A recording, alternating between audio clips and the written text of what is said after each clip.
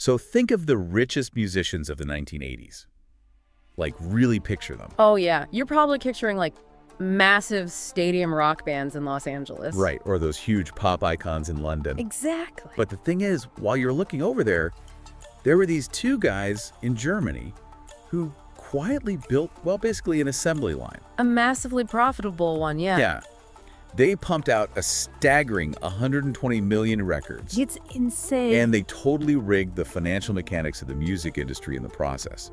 So welcome to the Deep Dive. Glad to be here. Today our mission is to unpack this really eye-opening financial and cultural audit from HollywoodNowTV. Right, it's a fascinating source. We're looking at Modern Talking. They're the most successful German pop duo in the history of the music business. Unrivaled, really. And the sources we're diving into reveal this absolute masterclass in how you don't just, make a hit song, you manufacture an empire. Yeah, and it's a staggering scale. I mean, when you hit 120 million records sold worldwide, you are competing with the biggest household names on the Billboard charts. Oh, absolutely. Yet their entire operational structure was fundamentally different from, like, your typical American rock band or a British solo act. Right. They didn't operate like a band at all. They operated like a multinational corporation. And the product this corporation produced was just this series of inescapable global hits. Totally inescapable. We're talking about massive tracks like You're My Heart, You're My Soul, and of course, the giant global anthem, Cheri Cheri Lady. Oh yeah, you couldn't get away from them. Seriously, if you were anywhere near a radio in the 1980s outside of North America, these songs were permanently wired into your brain. Completely embedded. Okay, let's unpack this. Because how does a duo from Germany parlay catchy synthesizers and pure 80s aesthetics into lasting modern empires? It's a great question. Like, how does fleeting 80s pop fame actually turn into generational wealth? Well, to really understand this, you have to picture a backdrop split right down the middle. Okay. So on one side, you have your vintage analog synthesizers, the big hair, neon lights. The quintessential 80s glamour. Exactly. But then on the other side, you have towering modern corporate skyscrapers and just impenetrable legal contracts. Wow, quite the contrast. It really is. This deep dive isn't just a nostalgic look at retro aesthetics. It's a study of the highly volatile mechanics of music partnerships. And brilliant financial positioning, Frank. Yeah, brilliant positioning, absolutely. So to figure out how a duo splits a fortune of that magnitude, we really have to look at the manufacturing process first. Right. And the HollywoodNowTV audit makes one thing very clear. Behind every pop act moving that kind of volume, there's a mastermind. Always. And in the case of Modern Talking, that mastermind was Dieter Bohlen. Yeah, and to understand Dieter Bohlen's empire, you really have to understand the foundational economics of the music industry. Because there's a golden rule for building true, lasting wealth in music, and that is you must own the publishing and the production rights. The ultimate golden rule. Exactly. And Bohlen understood this better than almost anyone in Europe at the time. He wasn't just standing on stage playing the guitar and singing backup vocals. No, he was doing everything else. Right. He was the primary songwriter, the arranger, and the producer. Wait, before we move on, let's actually clarify those rights for the listener. Oh, good idea. Because, publishing rights gets thrown around a lot in these discussions. What does that actually mean when the checks are cut? It's a great point to bring up because that is exactly where the real money hides. Okay. When we talk about publishing rights, we're really talking about two main revenue streams. You have mechanical royalties and performance royalties. Got it. A mechanical royalty is what you get paid when a song is physically or digitally reproduced. Okay, so like every time a record plant pressed a Modern Talking CD back in the 80s, or today, every time someone streams Cheri Cheri Lady on their phone, a mechanical royalty is triggered. That's spot on. Right. And then the performance royalty is the public side of it. Exactly. A performance royalty is generated anytime the song is played in public. Like on the radio. Radio, yeah. If a station in Paris plays it, if a nightclub in Tokyo blasts it, or even if it's used as background music in a mall in Berlin. Oh, wow. Yeah, performance royalties are collected for all of that. And because Dieter Bohlen wrote the songs, arranged them, and produced them, he owned the underlying intellectual property. So he got the biggest cut. Yeah, the lion's share of all those checks basically bypassed everyone else and went straight into his bank account. That's wild. It's almost like Think of it like being the architect of a skyscraper instead of just the tenant. Oh, I like that. Yeah, like the architect or the landlord gets paid every time a floor is leased out. Or like the person who owns the patent for the light bulb versus the electrician who installs it. Exactly. The electrician gets paid once for the labor. That's maybe the session musicians or the lead singer in a bad contract. Right. But the patent holder, they get a fraction of a penny every single time someone anywhere in the world flips a switch. Decade after decade. Right. Bolan held the patent on the music. That is a perfect way to look at it. Because historically, record labels fought tooth and nail to take those publishing rights away from artists. Right. They wanted that patent for themselves. Exactly. But because Bolan was the engine, like writing and producing everything before the label even got involved, he actually had the leverage to keep that ownership. That's amazing. And because of this back-end positioning, he's actually known in Germany as the Pop Titan. The Pop Titan, I love that. It fits perfectly, and that title comes with an estimated net worth of around $70 million today. $70 million. That's incredible. But, okay, I have to push back here. Sure. Holding the patent is great, but 80s royalties, even for a massive global hit, they eventually start to dry up, right? Well, they definitely slow down. Yeah. The radio stops playing synth-pop on heavy rotation. Musical trends shift to grunge, then hip-hop, then EDM. Right. We've all seen the trope of the fading 80s star doing desperate reunion gigs at local county fairs. Oh, absolutely. So how did Bolan bypass that trap? Because a $70 million net worth in the 2020s means he didn't just survive on 80s nostalgia. What's fascinating here is his calculated pivot from the recording studio to the television screen. Wait, television? Yeah, Bolan recognized the landscape was shifting.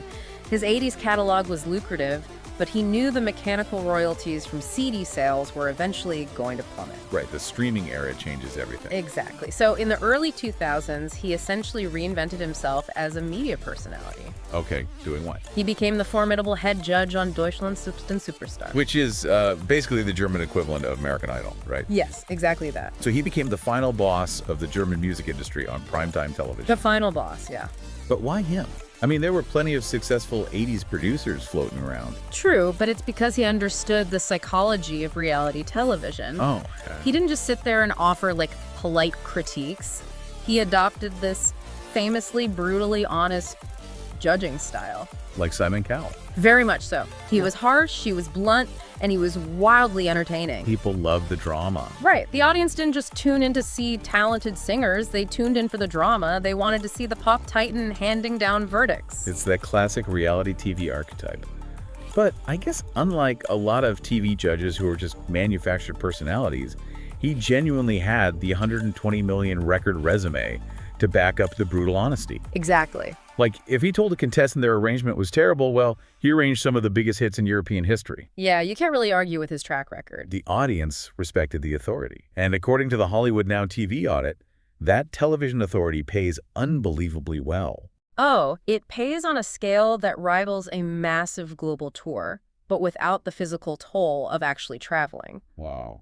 The financial reports indicate he was commanding salaries upwards of 1.2 million euros per season. Wait, per season? Per season. And that's simply to sit at the judge's desk for a few months out of the year. Over €1 million a season, just to give your opinion. Yep. But I guess that opinion is the product. He successfully monetized his own reputation. And look at the cross-promotion, too. Oh. By being the biggest music judge on German television, he stays hyper-relevant. Right, he's in everyone's living room. And when he produces a new song for the winner of the show, it automatically shoots to #1 because millions of people just watched the entire creation process on TV. Oh, that is genius. He used the television platform to feed his production empire, which in turn fed his publishing royalties. So you combine this massive recurring television contract with his ironclad grip on the modern talking publishing rights, plus his ongoing production work.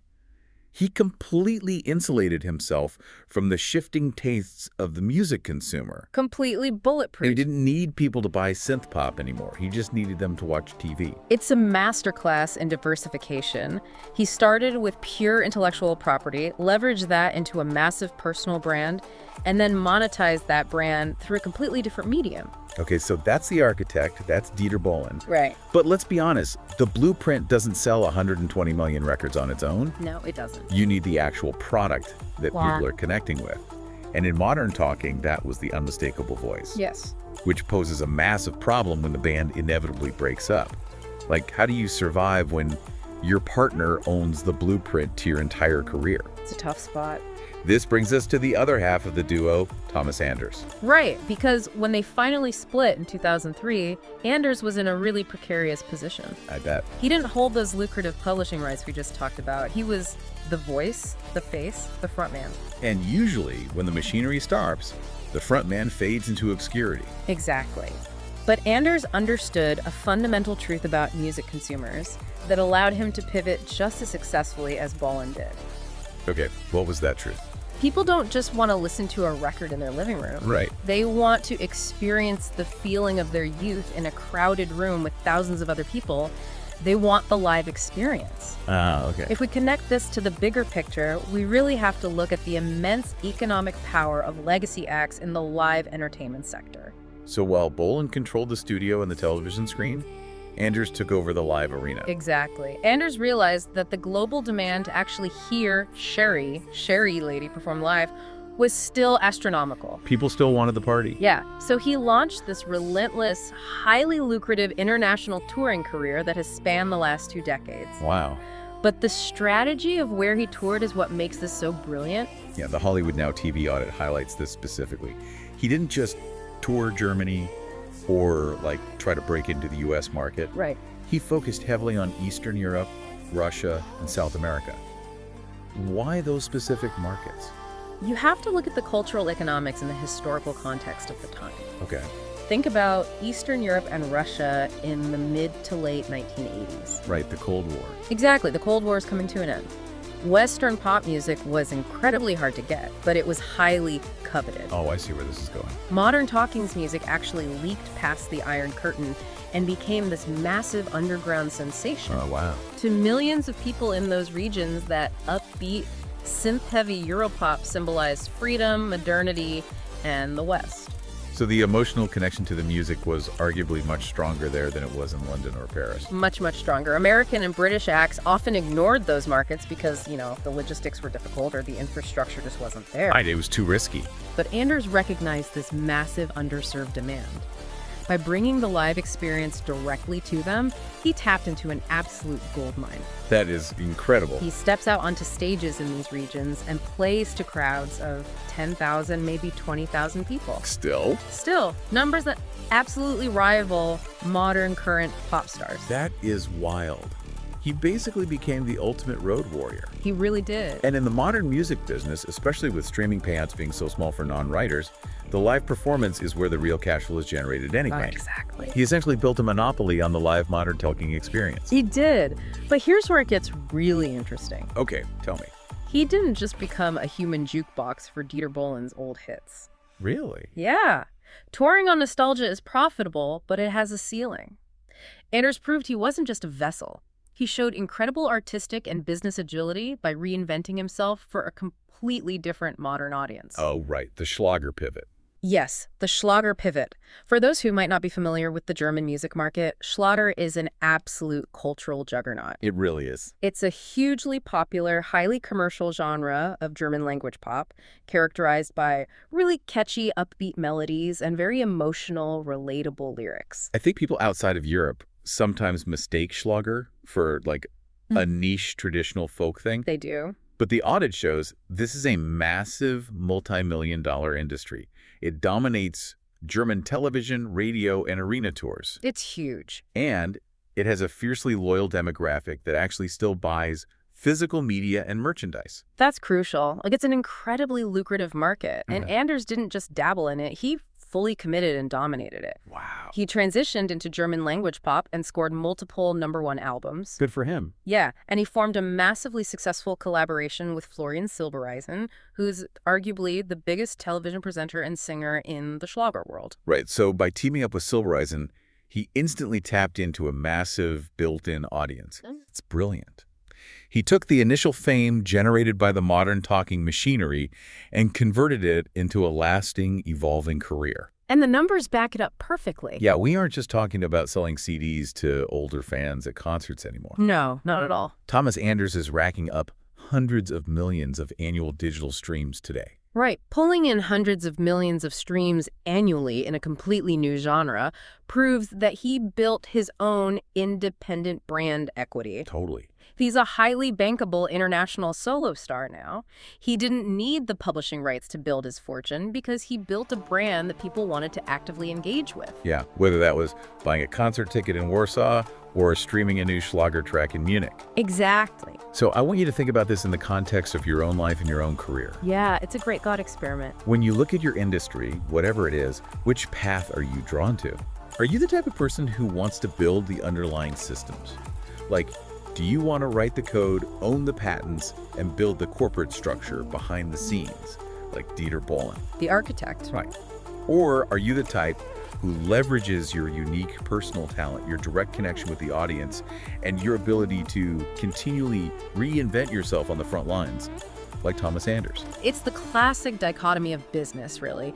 Ownership of the infrastructure versus the power of the front-facing brand. It really is. And what this audit shows us is that neither path is inherently superior. They just require completely different skill sets and totally different tolerances for risk. That makes a lot of sense. Bohlen took the path of intellectual property and media authority. Anders took the path of live performance equity and localized cultural reinvention. And both resulted in massive independent wealth. A massive wealth. So what does this all mean? We started this deep dive looking at the massive royalty checks of the 1980s. What we found is that modern talking is the perfect case study in two completely different but equally successful paths to post-fame wealth. Yeah, perfectly stated. You have a single 120 million record-selling entity that fractured into two distinct empires. One empire leveraged back-end ownership, brutal reality TV honesty, and corporate structuring. Yep. While the other leveraged the immense power of live performance, global touring, and continuous artistic reinvention. And I think the underlying lesson here is just vital. Oh, for sure. In our current world, we face a constant, overwhelming flood of content. We get very focused on the content itself. Right, the catchy song, the viral video, the front-facing product. Exactly. But understanding how things are monetized behind the scenes. That's the real trick. Yeah, understanding the mechanics of the intellectual property, the touring contracts, the cross-promotional television licensing. That's often far more instructive than the content itself. It completely changes the way you look at the entertainment industry. It really does. You stop seeing just a singer on a stage. Yeah. And you start seeing the underlying flow of the capital. Which leads to a really interesting philosophical point about music and memory, I think. Yeah, this raises an important question. One that isn't explicitly laid out in the financial audits, but naturally emerges from this whole dynamic. Okay, let's hear it. Think about the modern fan experience. If one man, Dieter Bohlen, legally owns the publishing rights to the music. He holds the patent, so to speak. But the other man, Thomas Anders, commands the massive global arenas where the fans actually gather to experience that music live. Okay. Who truly owns the cultural legacy of the song? Oh, that's a brilliant question. Right. Does the music fundamentally belong to the pen that wrote it on the sheet music in the studio? Or does it belong to the voice that carries it into the arena? Exactly. The voice that keeps the emotion alive in the hearts of the fans decades later. Wow. Legally, we know the answer. The royalty checks go to the pen. Yeah. But culturally, emotionally, it's a much more complex division of ownership. The law says one thing, but the crowd of 20,000 people singing along in a stadium in South America might say something completely different. Exactly. It's the difference between owning the blueprint and owning the heartbeat of the song. Perfectly put. Well, thank you so much for joining us on this deep dive today. It's been absolutely incredible unpacking the real machinery behind the music. It was a blast. Keep learning, keep questioning the systems behind the scenes, and you know what? Maybe go stream a little 80s Europop today. Why not? Just remember, when those synthesizers hit, someone, somewhere, is cashing a very interesting check.